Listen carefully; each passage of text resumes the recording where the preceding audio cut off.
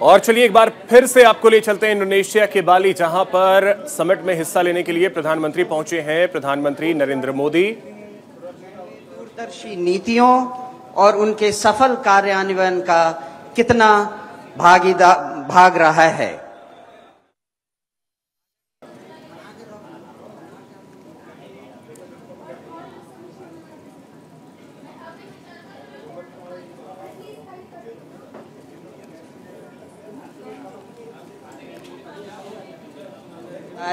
बहुत आदर और सम्मान से देखा जाता है, क्योंकि इंडोनेशिया में हर भारतीय एक एम्प्लॉयमेंट जनरेट करने वाला माध्यम माना जाता है। ये सारे लोग, हर आदमी जो यहाँ हैं, कुछ न कुछ स्थानीय नागरिकों को एम्प्लॉयमेंट प्रदान करते हैं। हम यहाँ एम्प्लॉयमेंट जनरेट करने के लिए जाने जाते हैं, न कि एम्प्लॉयमेंट खोजने के लिए। ये हमारे लिए एक बहुत गर्व का विषय है। ये सब, हम सब, ये समुदाय आपको सुनने के लिए बहुत बेताब हैं। हम सबसे पहले दोनों देशों के राष्ट्रगान के सम्मान में खड़े होंगे। तत्पश्चात मैं आपसे अनुरोध करूंगा कि हम सबको संबोधित करें। धन्यवाद।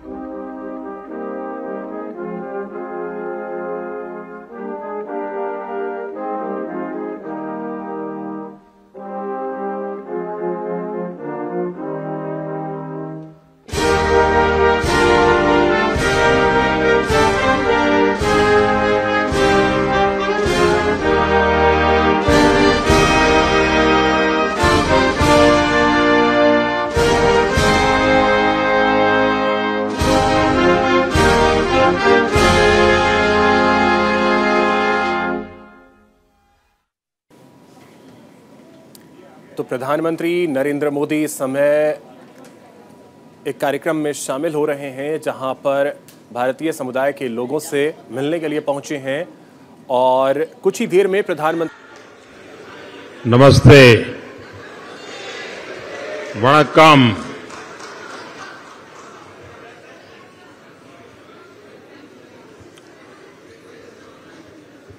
आप सबको नमस्कार।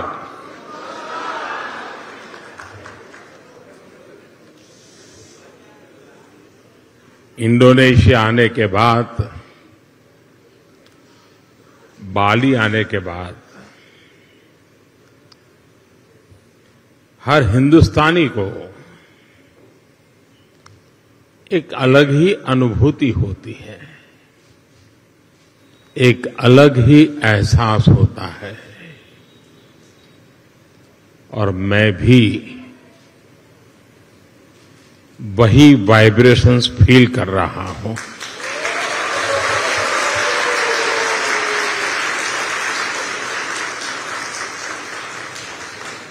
जिस जगह के साथ भारत का हजारों वर्षों का रिश्ता रहा हो और जिसके बारे में सुनते रहते हो कि हजारों साल में अनेक पीढ़ियां आई चली गई, लेकिन उस परंपरा को कभी ओझल नहीं होने दिया। हजारों साल से उस परंपरा को जीना, पीढ़ी दर पीढ़ी उस परंपरा को जानना और हर पल उस परंपरा से जुड़े रहना, वहां के लोग, उस धरती एक अलग ही आनंद देती है, अलग ही आनंद की अनुभूति कराती है। आप कल्पना कर सकते हैं, आज जिस समय मैं आपसे बात कर रहा हूं, हम यहां बाली में बैठे हैं, बाली की परंपराओं के गीत गा रहे हैं। उसी समय जब मैं आपसे बात कर रहा हूं, इसी पल बाली से 1,500 किलोमीटर दूर भारत के कटक शहर में महानदी के किनारे बाली यात्रा का महोत्सव चल रहा है, जिसे बाली यात्रा कहते हैं।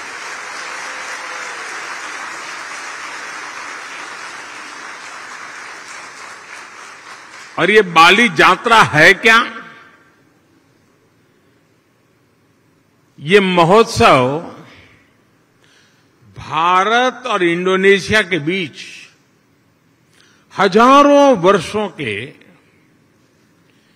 ट्रेड रिलेशंस को सेलिब्रेट करता है।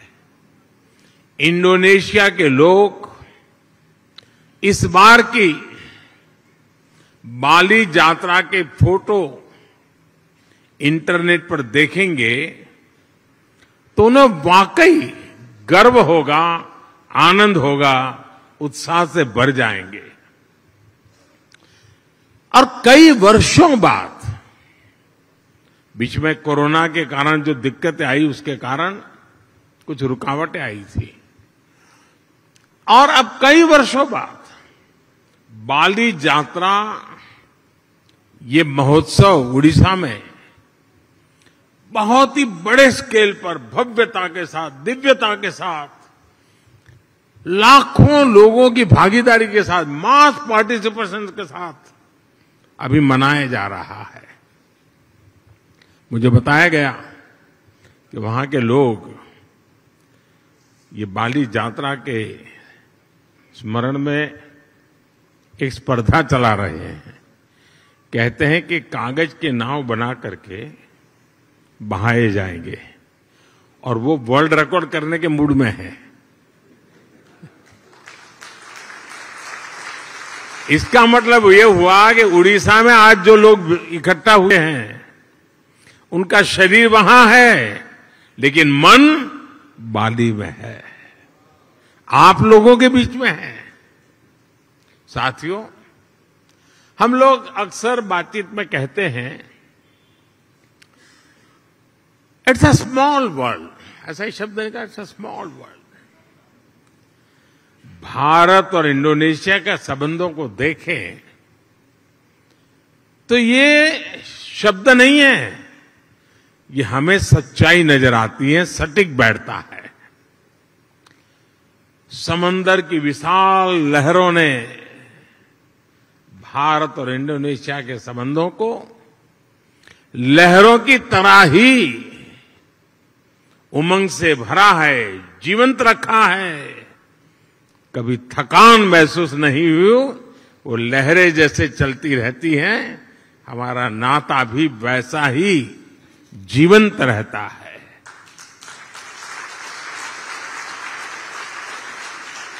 एक समय था जब कलिंग, मेदांग जैसे साम्राज्यों के माध्यम से भारत का दर्शन, भारत की संस्कृति इंडोनेशिया की धरती तक पहुंची।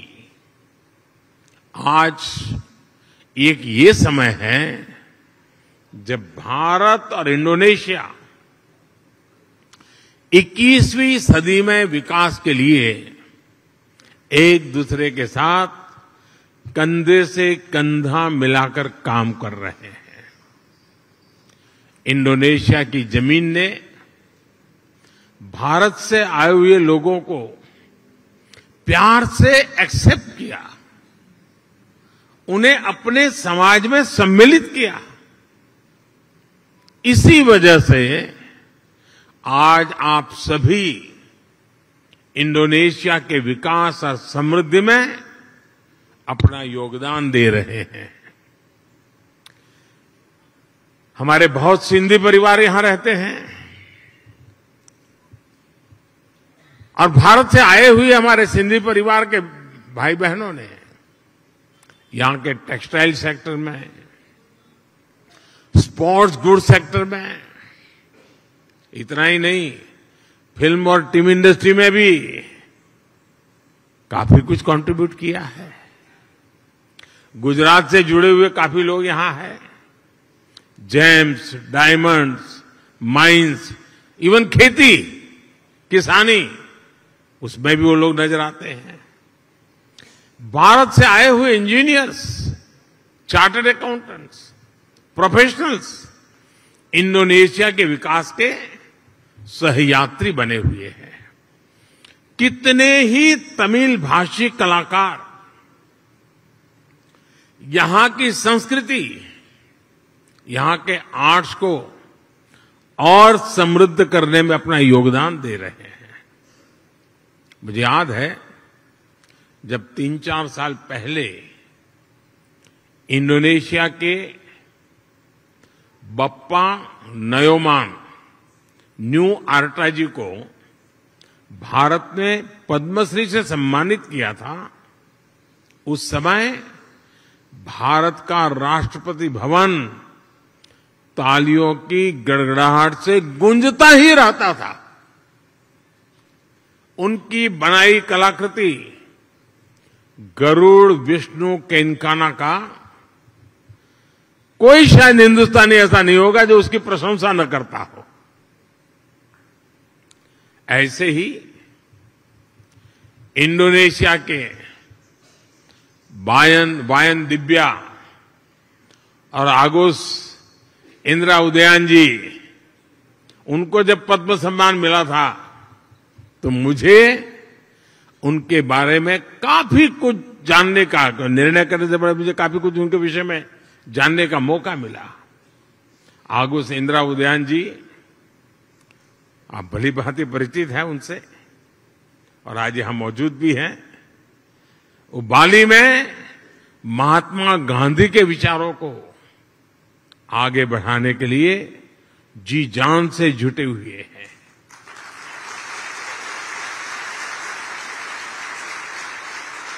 मैंने कहीं उनका एक इंटरव्यू देखा था, उसमें वो कह रहे थे कि भारत की सबसे बड़ी विशेषता अतिथि देवो भव की है।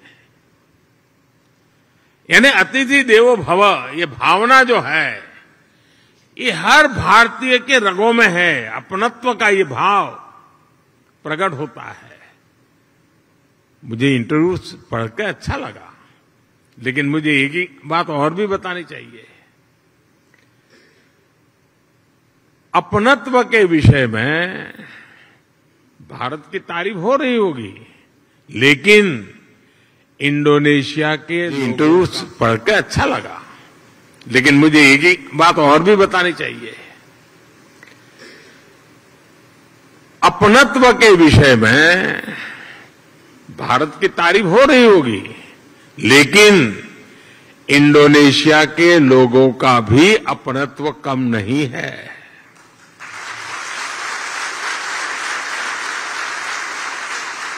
जब मैं पिछली बार जकार्ता में आया था, इंडोनेशिया के लोगों ने जो स्नेह दिया, जो प्यार दिया, मैंने उसे करीब से देखा था, महसूस किया था। इतना मान, सम्मान, प्यार, स्नेह, अपनापन, क्या कुछ नहीं था।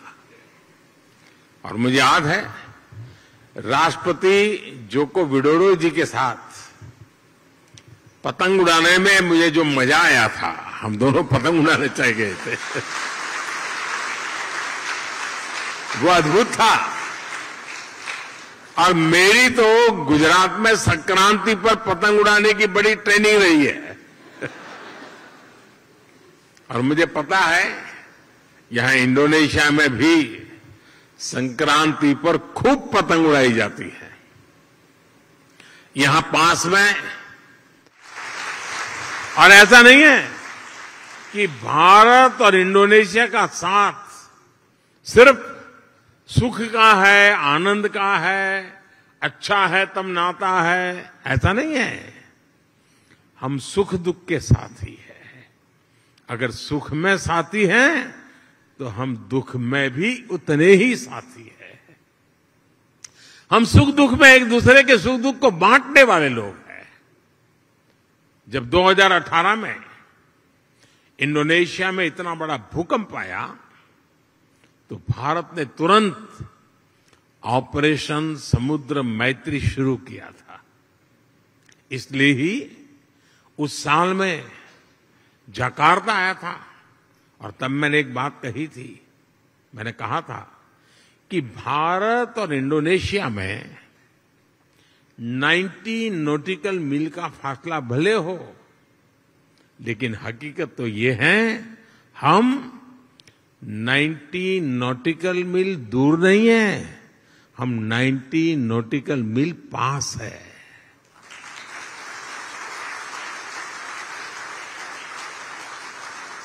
साथियों, जीवन के पग पग पर, क्षण क्षण में ऐसा कितना कुछ है जिसे भारत और इंडोनेशिया ने मिलकर के अब तक सहज कर रखा है।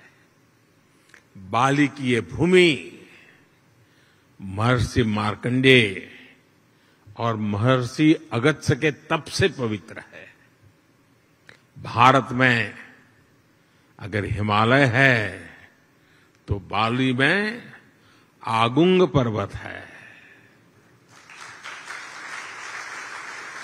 भारत में अगर गंगा है तो बाली में तीर्था गंगा है।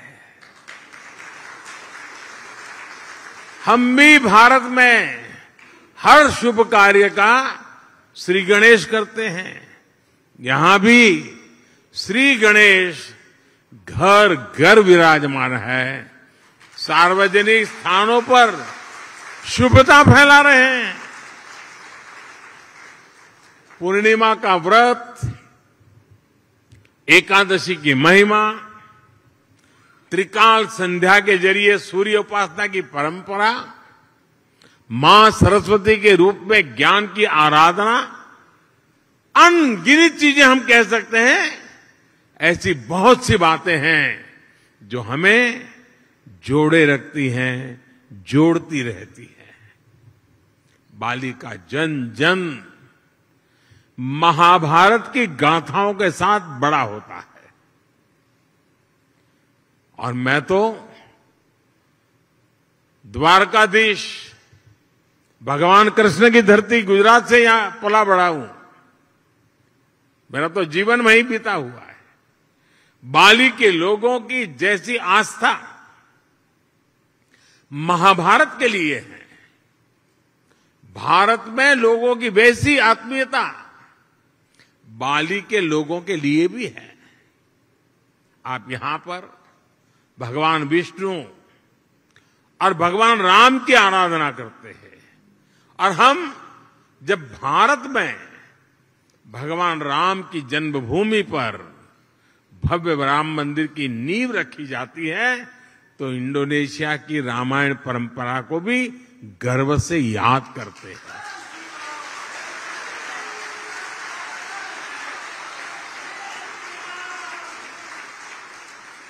कुछ साल पहले जब भारत में रामायण फेस्टिवल का आयोजन हुआ था, तो इंडोनेशिया के भी कई कलाकार, यहां से कई कलावृंद भारत आए थे, और अहमदाबाद में, हैदराबाद में, लखनऊ में, अनेक शहरों में वो अपना कार्यक्रम करते करते वो अयोध्या आए थे।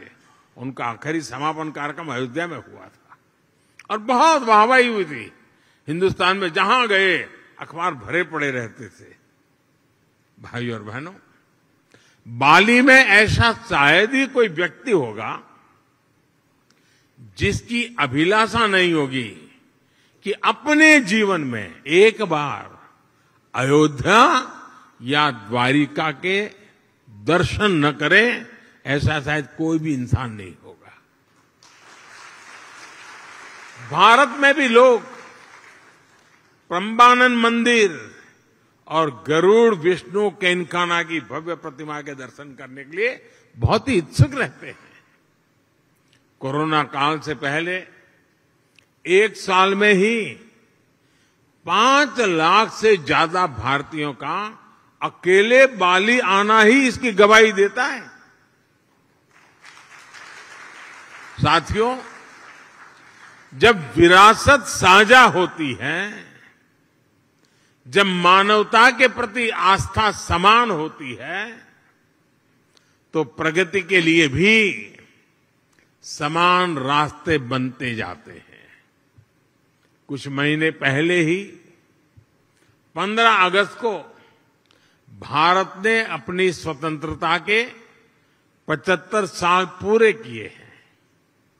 इंडोनेशिया का इंडिपेंडेंस डे भारत के स्वतंत्रता दिवस के 2 दिन बाद 17 अगस्त को आता है, लेकिन इंडोनेशिया को भारत से 2 साल पहले स्वतंत्र होने का सौभाग्य मिला हुआ था।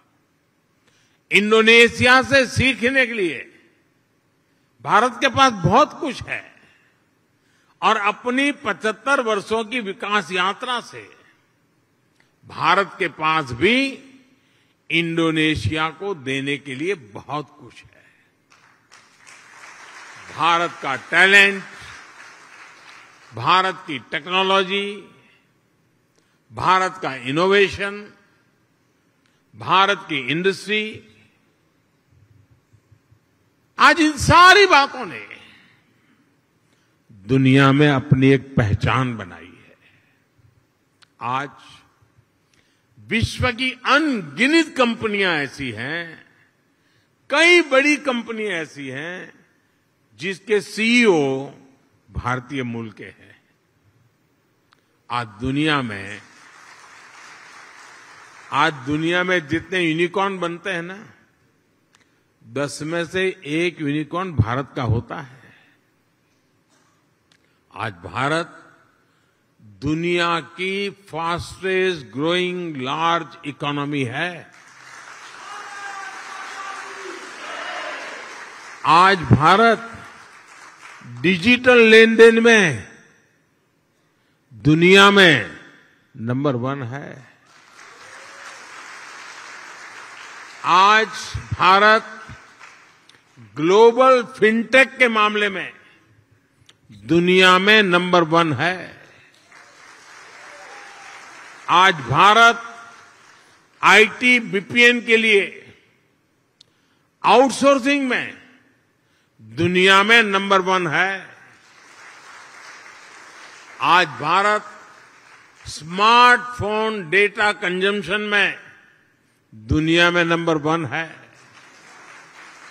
आज भारत कितनी ही दवाइयों की सप्लाई में, अनेकों वैक्सीन की मैन्युफैक्चरिंग में दुनिया में नंबर 1 है। साथियों, 2014 के पहले और 2014 के बाद के भारत में बहुत बड़ा फर्क जो है,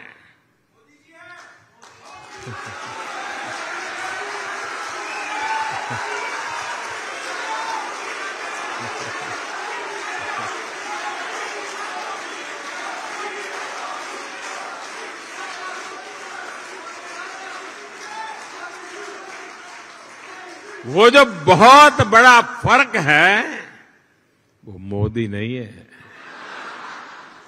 वो बहुत बड़ा फर्क है स्पीड और स्केल में।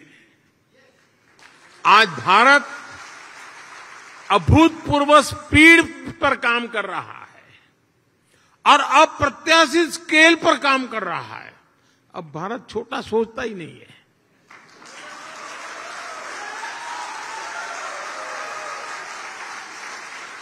स्टैच्यू बनाएगा तो दुनिया में सबसे बड़ा, स्टेडियम बनाएगा तो दुनिया में सबसे बड़ा। 2014 के बाद से भारत ने 320 मिलियन से अधिक बैंक अकाउंट खोले हैं, बैंक में खाते खोले हैं।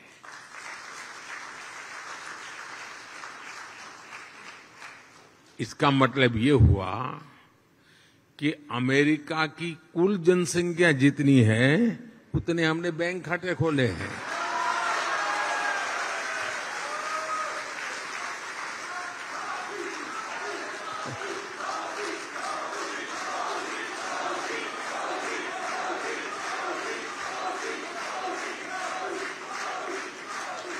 दो 2014 के बाद से भारत ने करीब 3 करोड़ गरीब नागरिकों के लिए मुफ्त घर बनाए हैं। घर,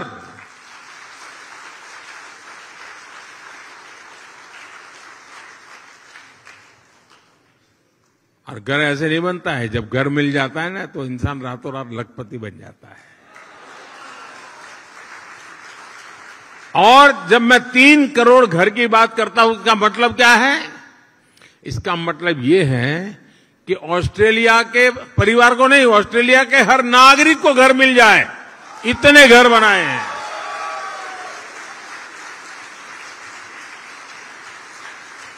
पिछले 7-8 साल में भारत ने 55,000 किलोमीटर 55,000 किलोमीटर नेशनल हाईवे बनाए हैं। यानी स्केल बता रहा हूं मैं, पूरी धरती के लगभग 1.5 चक्कर लगाने के बराबर है।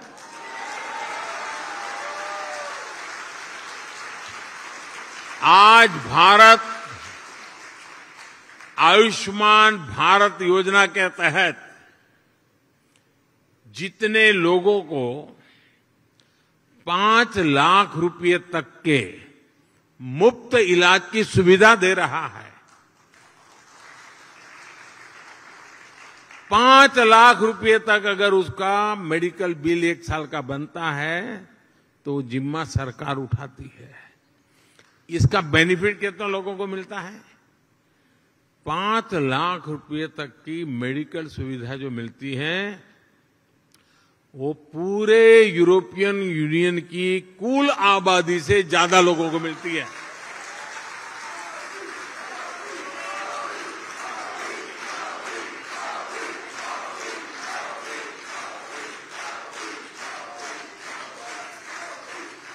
कोरोना काल में भारत ने जितनी वैक्सीन डोज अपने नागरिकों को लगाई और मुफ्त में लगाई,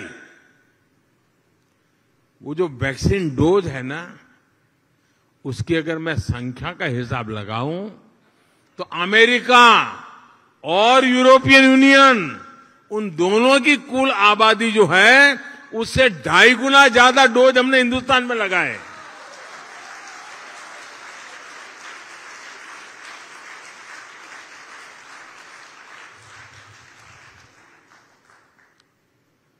ये जब सुनते हैं तो आपका सीना चौड़ा होता है कि नहीं होता है? आपको गर्व होता है कि नहीं होता है? आपका माथा ऊंचा होता है कि नहीं होता है? और इसलिए मैं कहता हूं कि भारत बदला है। साथियों, आज का भारत अपनी विरासत पर गर्व करते हुए, अपनी विरासत को समृद्ध करते हुए, जड़ों से जुड़े रह करके आसमान छूने के लक्ष्य के साथ विकसित भारत बनाने के लक्ष्य को लेकर के अब निकल पड़ा है।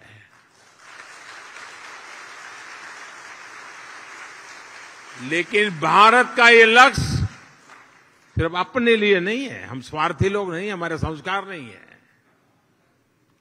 21वीं सदी में आज विश्व की भारत से अपेक्षाएं हैं, जो आशाएं हैं, भारत उसे अपनी एक जिम्मेवारी समझता है, एक दायित्व के रूप में देखता है, और हम दुनिया की भलाई के लिए अपने आप को आगे बढ़ाने के लिए मक्कम है, संकल्पबद्ध है।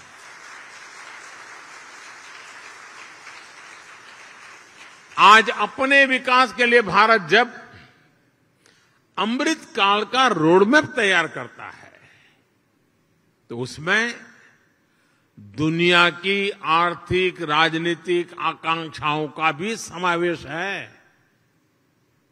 आज जब भारत आत्मनिर्भर भारत का विजन सामने रखता है तो उसमें ग्लोबल गुड की भावना भी समाहित है। रिन्यूएबल एनर्जी के क्षेत्र में भारत ने वन सन, वन वर्ल्ड, वन ग्रिड का मंत्र दिया है।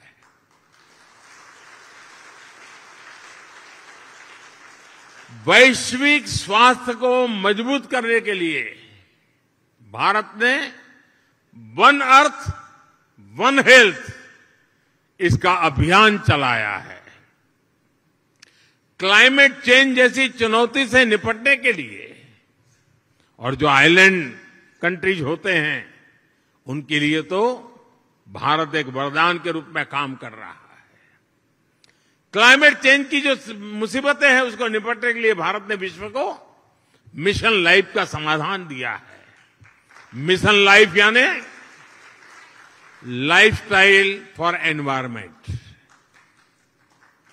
मिशन लाइफ यानी पृथ्वी के प्रत्येक नागरिक द्वारा ऐसी लाइफस्टाइल को आत्मसात करना जो पर्यावरण के अनुकूल हो, जो क्लाइमेट चेंज की चुनौती से हर पल निपटती हो। आज जब पूरा विश्व एनवायरमेंट फ्रेंडली और होलिस्टिक हेल्थ केयर की तरफ आकर्षित हो रहा है तो भारत का योग, हमारा आयुर्वेद, ये पूरी मानवता के लिए तोहफा है। और साथियों, जब आयुर्वेद की बात आई है तो मुझे भारत इंडोनेशिया के एक और जुड़ाव का ध्यान आ रहा है।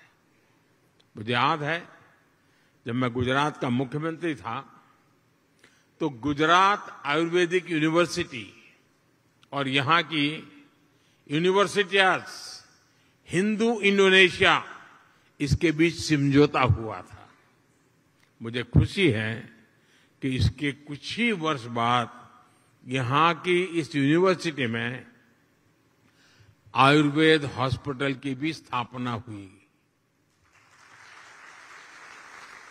साथियों, वसुधैव कुटुंबकम, यानी पूरे विश्व को एक परिवार मानने की भारत की यही भावना, यही संस्कार विश्व कल्याण का मार्ग प्रशस्त करते हैं। कोरोना काल में हमने देखा है, भारत ने दवाइयों से लेकर वैक्सीन तक जरूरी संसाधनों के लिए आत्मनिर्भरता हासिल की और उसका लाभ पूरी दुनिया को मिला। भारत की सामर्थ्य ने कितने ही देशों के लिए एक सुरक्षा कवच का काम किया। इंडोनेशिया जैसे हमारे पड़ोसी और मित्र देशों के लिए हम विशेष रूप से कंधे से कंधा मिलाकर खड़े हुए। इसी तरह आज भारत अंतरिक्ष में, स्पेस के क्षेत्र में प्रमुख वैश्विक महाशक्ति के रूप में उभर रहा है, तो उसका लाभ साउथ एशियन देशों को विशेष रूप से मिल रहा है। रक्षा के क्षेत्र में भी जो भारत दशकों तक केवल विदेशी आयात पर निर्भर था, वो आज अपनी क्षमताएं बढ़ा रहा है। ब्रह्मोस मिसाइल हो या तेजस फाइटर प्लेन, इनका आकर्षण विश्व में लगातार बढ़ रहा है। आज भारत बड़े लक्ष्य तय कर रहा है और उन्हें प्राप्त करने के लिए भी पूरी मेहनत कर रहा है। संकल्प से सिद्धि का यही मंत्र आज 21वीं सदी के नए भारत की प्रेरणा बना हुआ है। आज इस अवसर पर मैं आप सबको अगले प्रवासी भारतीय सम्मेलन के लिए भी निमंत्रण देता हूं। जनवरी महीने में 9 जनवरी को ये कार्यक्रम होता है। इस बार ये आयोजन मध्य प्रदेश के इंदौर में होगा और इंदौर वो नगर है जो पिछले 5-6 बार से देश में स्वच्छ शहर के नाम पर हिंदुस्तान में नंबर 1 रहता है।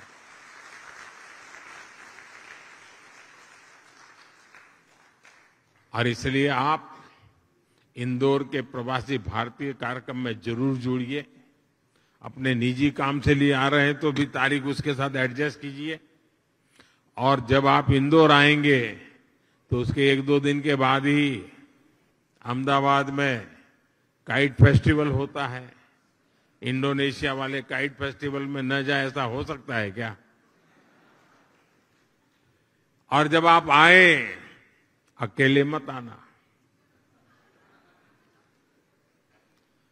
सिर्फ अपने परिवार को ही लेकर के आकर के रुक मत जाना। कुछ इंडोनेशियन परिवारों को भी साथ ले आइए।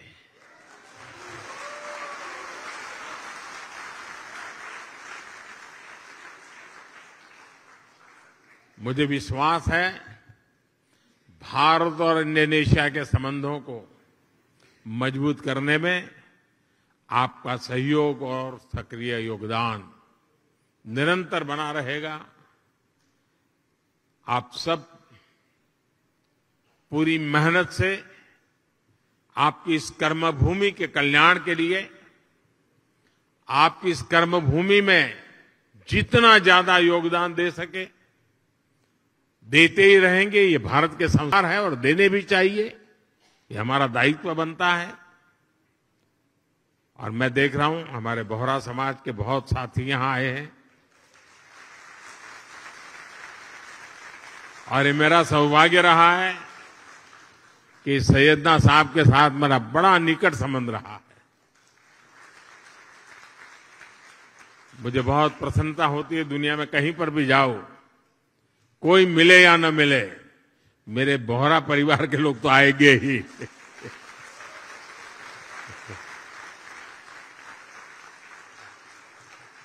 साथियों, आप इतनी बड़ी तादाद में यहां आए, समय निकाल करके आए और उमंग और उत्साह से भरे हुए हैं। और मैं देख रहा हूं कि उड़ीसा में बाली यात्रा में जितना उमंग है, उतना ही उमंग यहां नजर आ रहा है मुझे।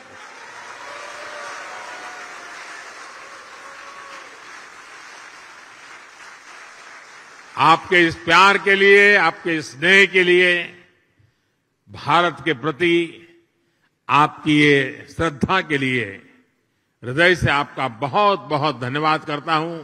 अनेक अनेक शुभकामनाएं देता हूं। धन्यवाद साथियों।